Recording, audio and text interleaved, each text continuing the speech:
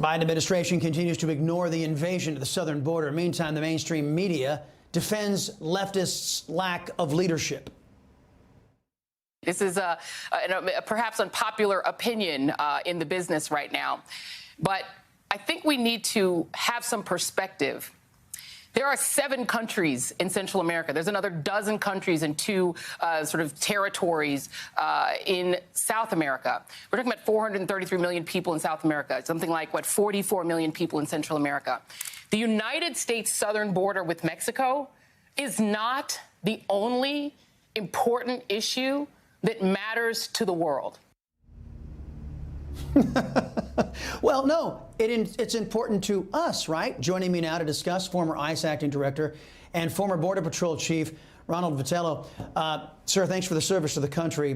Border czar Kamala Harris has gone 77 days without visiting the crisis that her administration has imposed on the border. Senator Ted Cruz thinks it's because they are allowing the press to ignore the multiple crises by not drawing attention to them. Why do you think they refuse to go admire their handiwork firsthand? Well, look how long it took them to call it a crisis. This started in late January, and it takes all the way to June 8th for them to get in touch with Guatemala and Mexico. And I think the senator's right. They don't want to go to the border. They don't want to talk about it because they're going to go down there, and they're going to have mayors and sheriffs and local townspeople asking them why they did this without warning anybody, why they pulled back these policies without the proper preparation. That's why they're not going to the border. Despite her failure at the border, Kamala Harris has a very high opinion of herself. She handed out cookies to reporters with her likeness on them as she was traveling away from the United States down the Northern Triangle countries. Harris claims that she's seeking answers in Guatemala to America's border crises. Question: why not take the money that she was using to bribe the Northern Triangle countries and use it to enforce the law at the U.S.-Mexico border? I agree with you. It's important for us to have diplomatic relations in that region.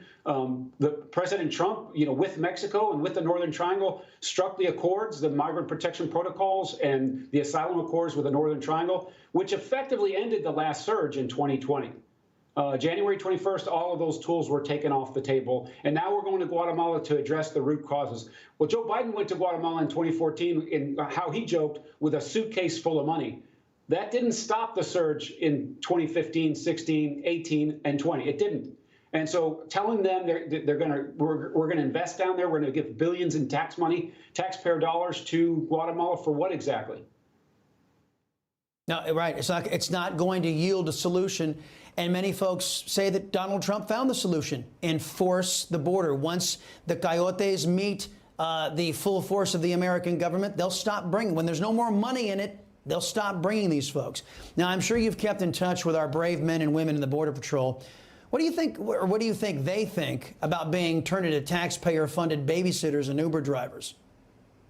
It has to be very demoralizing. The department's only been around since 2003. They effectively ended what's called catch and release 3 different times. And in January 21st, all of those tools were ripped out from under them, and they spent months with large numbers of children alone in those Border Patrol stations. And they knew when those policies were reversed that this was going to happen. Everybody knew, but they did it anyway. So it's got to be very demoralizing for the men and women of CBP and ICE to see this happen all over again, just because they had to rip down policies that were working. For what end, I don't know. And not having shelter space, not having the augmentation at the border, it's terrible. And then this is on top of a pandemic, right? Those men and women in the Border Patrol, they come and go to work every day inside of those populations. That's hands-on work. Then they got to go back home, and whatever they're exposed to gets exposed into their own homes. And so it's dangerous and risky to be a Border Patrol agent or an ICE officer or agent. But under this condition, the risks are much higher. Yeah, Harris and Biden are making the cartels and human traffickers filthy rich. Texas Governor Greg Abbott reporting that his state is being flooded with deadly fentanyl. How concerned are you over the free flow of illicit drugs, guns, and people over the southern border, courtesy of socialist Democrats? Again, the Border Patrol is distracted by doing this care and comfort, so there's not as much resources that could be on the line. And so that makes it advantageous to the cartels because it allows them to smuggle more.